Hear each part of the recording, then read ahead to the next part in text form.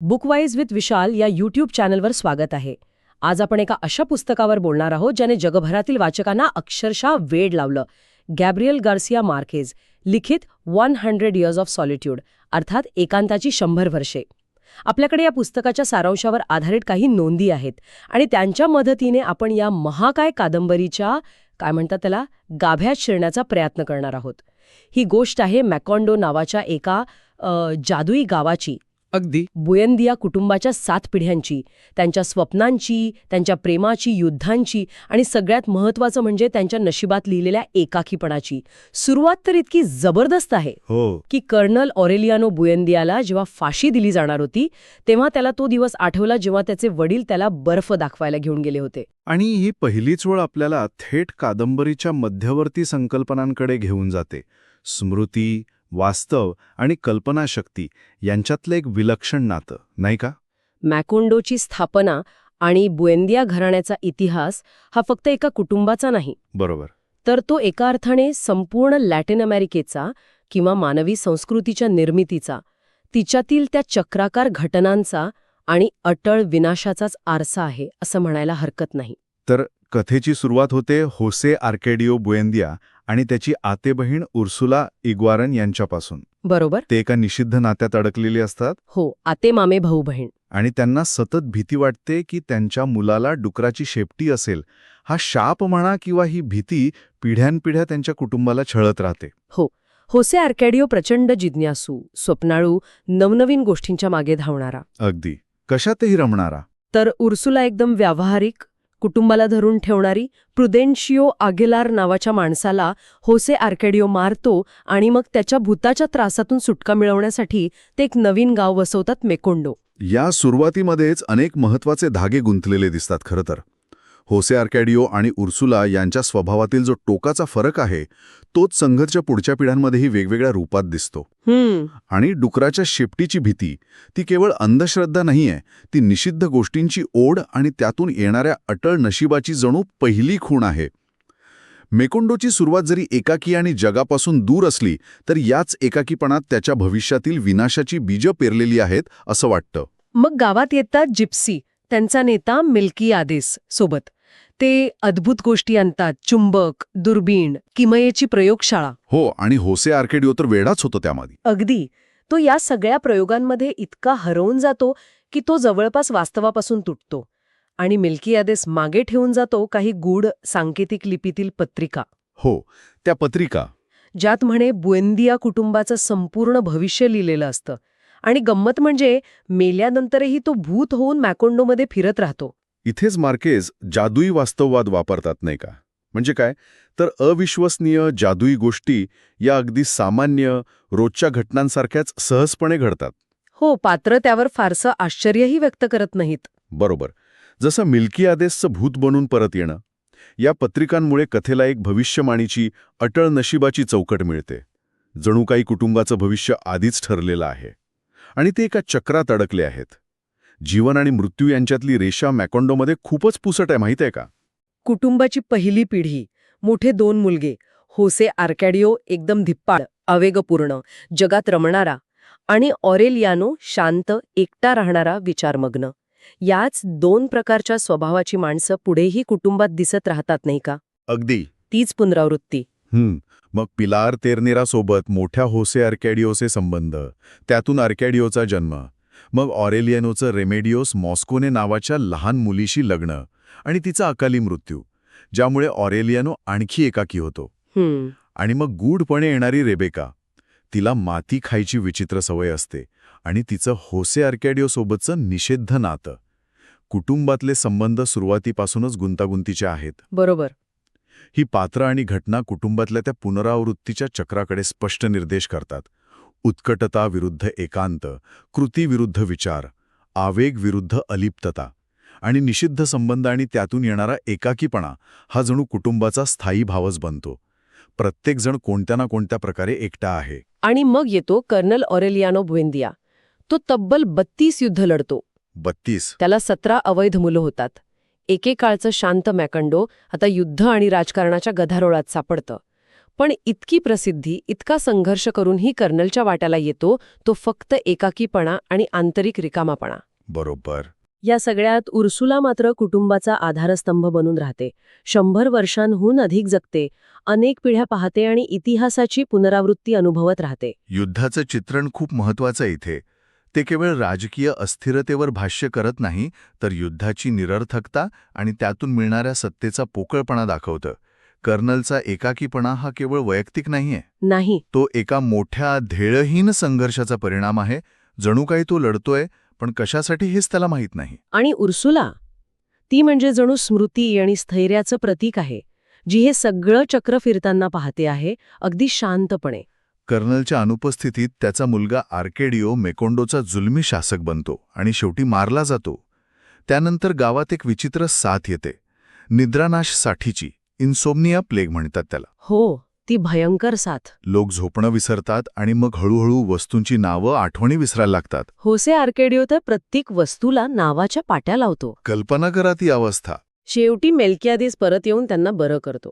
पुढे जाऊन बिचाऱ्या होसे आर्केडिओला वेड लागतं आणि त्याला घरामागच्या झाडाला बांधून ठेवलं जातं. आणि कर्नल ऑरेलियानो, तो युद्धानंतर घरी परत येतो आणि आयुष्यभर फक्त सोन्याचे छोटे मासे बनवत आणि वितळवत राहतो. काय निरर्थक काम आहे ते. हो, एका निरर्थक कामात स्वतःला गुंतवून ठेवतो. निद्रानाश साथीची घटना ही केवळ एक जादुई कल्पना नाहीये. ती स्मृती आणि इतिहासाच्या नाजूकतेवर, विस्मरणाच्या धोक्यावर मार्मिकपणे बोट ठेवते. विचार करा, जर आपण गोष्टींची नावं विसरलो तर त्यांचं अस्तित्वच पुसलं जाईल ना. बरोबर. मार्केज इथे विनोद आणि शोकांतिका एकत्र आणतात आणि प्रत्येक पात्राचा एकाकीपणा पहा. कोणाचा वेडातून, कोणाचा युद्धातून, कोणाचा प्रेमभंगातून, तर कोणाचा कर्नलसारखा अस्तित्वाच्या निरर्थकतेतून. झाडाला बांधलेला होसे आर्केडिओ आणि सोन्याचे मासे बनवणारा कर्नल, दोघेही आपापल्या एकांतात बंदिस्त आहेत. खरंय. बोला. बुकवाईज विथ विशाल चॅनलला लाईक, शेअर आणि सबस्क्राईब करायला विसरू नका. आता पुढच्या पिढीत येतात जुळे भाऊ ऑरेलियानो सेगुंडो आणि होसे आर्काडिओ सेगुंडो. पुन्हा तेच द्वंद्व. पुन्हा तीच कहाणी. ऑरेलियानो सेगुंडो विलासी, खादाड, जीवनाचा पुरेपूर आनंद घेणारा, तर होसे आर्काडिओ सेगुंडो गंभीर, कामगार चळवळीत रस घेणारा. ऑरेलियानो सेगुंडोचे पेट्रा कोटेस नावाच्या स्त्रीसोबत संबंध असतात आणि तिच्यामुळे घरात अद्भुत सुबत्ता येते. म्हणजे अगदी अविश्वसनीय. जनावरं आपोआप वाढत राहतात, घरात पैसाचा पाऊस पडतो. हो, जादुई वास्तववाद इथेही दिसतो. पुन्हा एकदा बुएंदिया कुटुंबातील तेच दोन टोकाचे स्वभाव. पेट्रा कोटेस आणि तिच्यामुळे आलेली समृद्धी ही मॅकोंडोच्या जादुई वास्तवाचाच एक भाग आहे. ती खरी आहे पण अतार्किक आहे. पण ही समृद्धीसुद्धा मॅकोंडोतील इतर अनेक गोष्टींप्रमाणेच क्षणभंगूर आहे, एका भ्रमासारखी. ती टिकणारी नाही. आणि मग गावात येते फर्नांडा डेल कार्पिओ, एका खानदानी पण गरीब कुटुंबातून आलेली. अतिशय कर्मठ. हो, अतिशय कर्मठ, शिष्टाचाराचे नियम घरात लागू करणारी. ऑरेलियानो सेगुंडो तिच्याशी लग्न करतो, पण पेट्रा कोटेस सोबतचे संबंध सुरूच ठेवतो. त्यामुळे घरात दोन जग निर्माण होतात. अगदी. फर्नांडाचं थंड, औपचारिक, नैतिकतेच्या कल्पनांनी जकडलेलं जग आणि पेट्राचं उत्साही, नैसर्गिक, जिवंत जग. फर्नांडा ही एका अर्थाने बाह्य जगाच्या, विशेषतः त्या उच्चभ्रू पण पोकळ मूल्यांच्या दडपशाहीचं प्रतीक वाटते. नाही का? नक्कीच. ती मकोंडोच्या मूळ, नैसर्गिक, आवेगपूर्ण प्रवृत्तींना दावण्याचा प्रयत्न करते. तिच्यामुळे घरात आणि कुटुंबात एक प्रकारचा कृत्रिमपणा येतो, जो शेवटी कुटुंबाचा एकाकीपणा आणि तुटलेपणा आणखी वाढवतो. याच काळात एक अविश्वसनीय पात्र आहे, रेमेडिओस द ब्युटी. ती आर्कॅडिओची मुलगी. काय सुंदर वर्णन आहे तिचं. इतकी सुंदर की तिचं सौंदर्य पुरुषांना वेड लावतं. काहींचा तर तिच्यामुळे मृत्यूही होतो. पण ती स्वतः मात्र या सगळ्यापासून पूर्णपणे अलिप्त, निरागस असते. आणि मग एके दिवशी ती कपडे वाळत घालत असताना चक्क आकाशात उडून जाते. रेमेडिओस द ब्युटी हे पात्र म्हणजे जादुई वास्तववादाचं शिखर आहे खरं तर. तिचं सौंदर्य हे जणू या जगापलीकडचं, मानवी वासना आणि गुंतागुंतींपासून मुक्त आहे.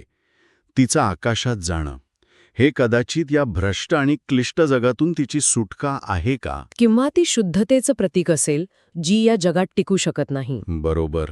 मार्केज आपल्याला विचार करायला लावतात. पण सगळ्याच कथा इतक्या जादुई नाहीत. ऑरेलियानो सेगुंडो आणि फर्नांडाची मुलगी मेमे, म्हणजे रेनाटा रेमेडिओस, तिला संगीताची आवड असते. पण आईच्या कठोर शिस्तीमुळे ती दबलेली असते. बिचारी.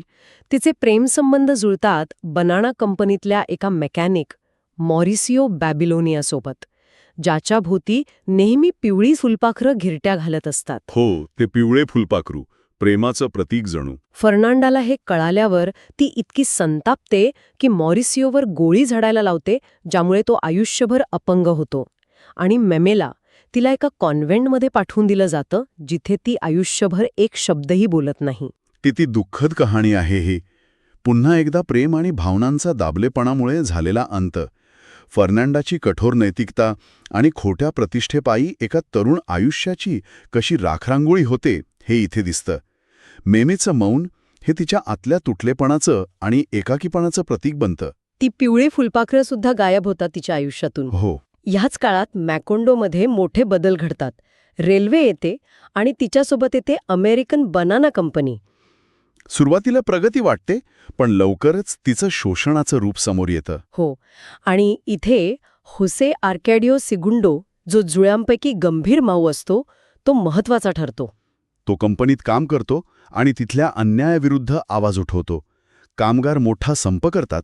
आणि मग घडते ती कादंबरीतली सर्वात महत्वाची आणि भयानक घटना, बनाना मॅसेकर. संपादरम्यान लष्कर हजारो कामगारांना, स्त्रिया, पुरुष, मुलं सगळ्यांना गोळ्या घालून ठार मारतं आणि त्यांचे मृतदेह समुद्रात फेकून देतं. हे खूपच भयानक आहे. पण याहून भयंकर गोष्ट म्हणजे सरकार आणि कंपनी हे हत्याकांड झाल्याचंच नाकारतात. लोकांच्या स्मृतीतून हा प्रसंग पद्धतशीरपणे पुसून टाकला जातो. ही घटना केवळ कादंबरीत नाही, तर कोलंबियाच्या इतिहासात खऱ्या घडलेल्या घटनेवर आधारित आहे, असं म्हणतात ना? हो. युनायटेड फ्रूट कंपनी आणि कोलंबियन सरकारचे संबंधांवर आणि 1928 साली झालेल्या खऱ्या हत्याकांडावर हे आधारित आहे.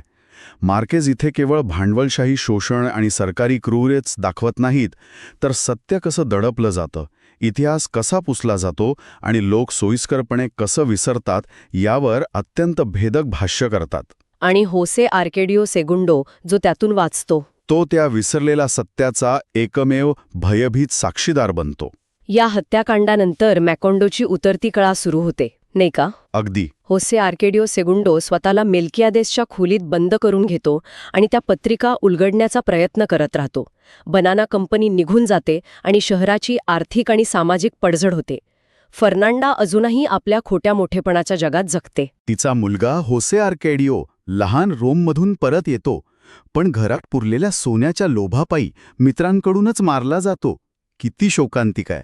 या सगळ्यात युरोपमधून परत आलेली अमरांटा उर्सुला ही कुटुंबाची नवी आशा वाटते काही काळ. मॅकोंडोचा ऱ्हास हा फक्त बाहेरच्या शोषणामुळे नाही, तर तो आतूनही पोखरला गेलाय.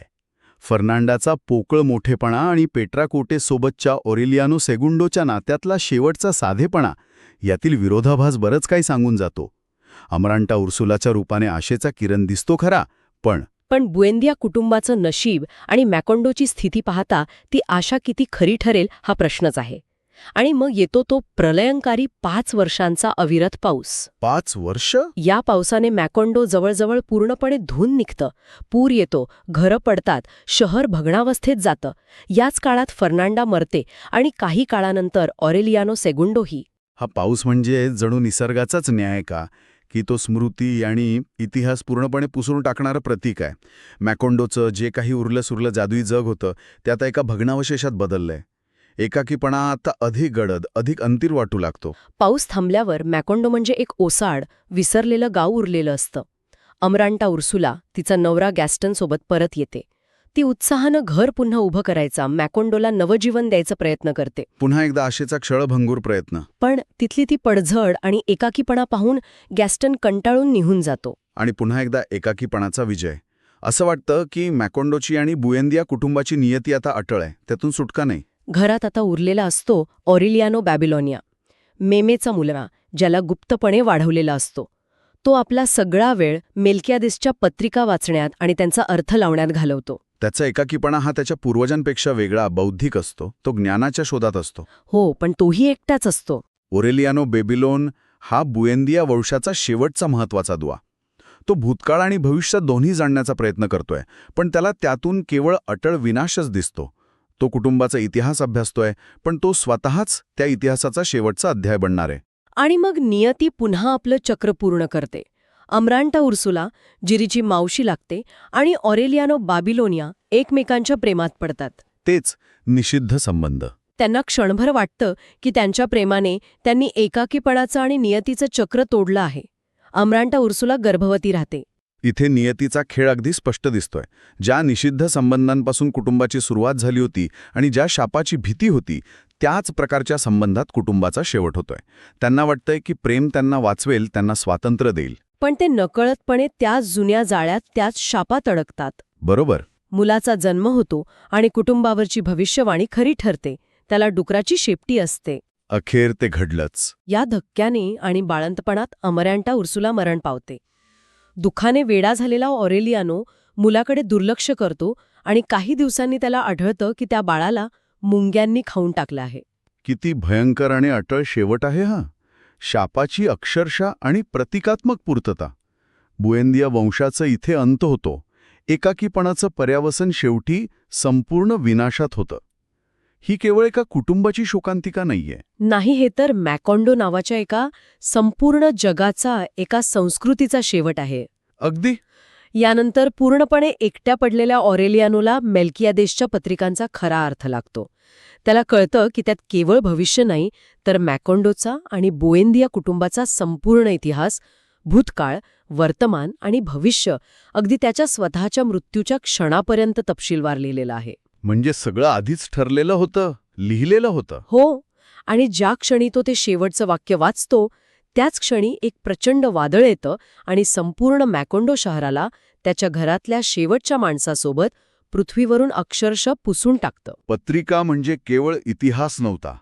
त्या भविष्यकथन होत्या आणि त्या स्वतःच कादंबरीचा शेवटही सांगत होत्या. वेळ इथे वर्तुळाकार फिरून पूर्ण होते. ज्या क्षणी ऑरेलियानोला संपूर्ण सत्य कळतं, त्याच क्षणी ते सत्य, तो स्वतः आणि ते जग नाहीसं होतं. मॅकॉन्डोचा विनाश हा केवळ भौतिक नाही. तो स्मृतीचा आणि अस्तित्वाचाच शेवट आहे. हो, त्या शहराचं नाव सुद्धा कोणाला आठवणार नाही असं भविष्य वर्तवलेलं असतं. मॅकॉन्डो संपतं, बुएंदिया कुटुंब संपतं. 100 वर्षांचा एकाकीपणा एका महाविनाशात शून्य होतो. पण या अंतातच मार्केज एक महत्वाचा विचार देतात मला वाटतं. मॅकॉन्डो जरी नष्ट झालं, इतिहास जरी पुसला गेला, तरी त्याची कहाणी मात्र मिल्कियादेसच्या पत्रिकांमध्ये आणि अर्थातच ह्या कादंबरीमध्ये जिवंत राहते. म्हणजे कथा उरते. हो, कथा उरते. एकाकीपणा, चक्राकार वेळ, स्मृती आणि विस्मरण, जादुई वास्तवाद, संस्कृतीचा उदय आणि अस्त, प्रेम आणि वासना, युद्ध आणि शांती, हे सगळे गुंतागुंतीचे विषय या एका कथेत एकत्र येतात. आणि शेवटी काय उरतं तर कथाकथन. विस्मरणाच्या विरोधात लढण्याचं एकमेव शस्त्र म्हणजे कहाणी सांगणं, इतिहास नोंदवणं. तर ही होती 100 Years of Solitudeची गुंतागुंतीची, अद्भुत आणि तरीही खूप काही सांगून जाणारी कहाणी. हे पुस्तक वाचल्यावर किंवा त्याबद्दल ऐकल्यावर मनात प्रश्न येतोच की हा एकाकीपणा, ही पुनरावृत्तीची चक्र, हे नशिबाचे खेळ, हे फक्त मॅकॉन्डोपुरतेच मर्यादित आहेत की ते आपल्या सगळ्यांच्या मानवी अस्तित्वाचाच एक अविभाज्य भाग आहेत? अगदी. नक्कीच. ही कादंबरी केवळ एका काल्पनिक गावाची किंवा कुटुंबाची गोष्ट नाहीये. ती संपूर्ण मानवतेच्या प्रवासाचं, तिच्या आशा आकांक्षांचं, तिच्या चुकांचं, तिच्या निर्मिती आणि विनाशाच्या चक्रांचं आणि तिच्या अटळ एकाकीपणाचं एक शक्तिशाली रूपक आहे. मॅकॉन्डोचा उदय आणि अस्त हा जणू संस्कृतींचा आणि साम्राज्यांचाच आरसा आहे. बरं, बुकवाईज विथ विशालला पुन्हा एकदा लाईक, शेअर आणि सबस्क्राईब करायला विसरू नका. तुम्हाला पुढच्या वेळी कोणत्या पुस्तकाचा असा आढावा ऐकायला आवडेल? तुमच्या सूचना कमेंट्समध्ये नक्की कळवा. तुमची निवड पुढील भागात असू शकते. बुकवाईज विथ विशाल बघितल्याबद्दल धन्यवाद.